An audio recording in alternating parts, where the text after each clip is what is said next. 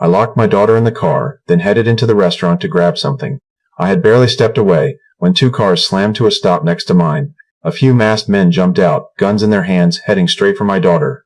She sensed danger immediately, tried to get out and run, but in the end, they grabbed her. She screamed my name, and I couldn't hear a thing inside the restaurant. The gang leader slowly walked toward her, and I had no idea what they were about to do. She begged them desperately. Please, I don't have any money. I don't have anything. I don't want your money, little girl. While I was still completely unaware, then a loud noise rang out, and I knew she might be in trouble. I ran out, but they had already jumped in their cars and started driving off. One of them froze in place, terrified because it was his first time doing something like this.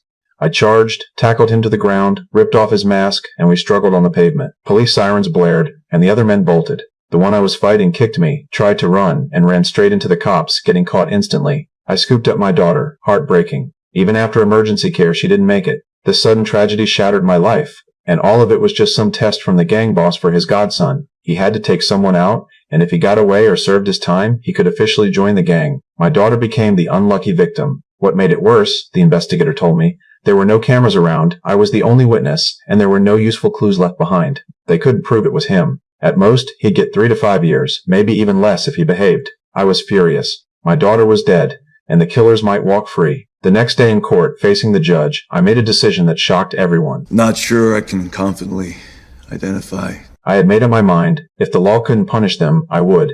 I would get justice for my daughter myself. The thug walked out of court free, his accomplices cheered, the gang boss came to pick him up. I watched them leave, smiling, unaware that they were about to pay the same price my daughter did. That night, I parked outside a nightclub, waiting for hours, until I saw him walking out alone. I didn't hesitate, hit the gas, and went straight for him.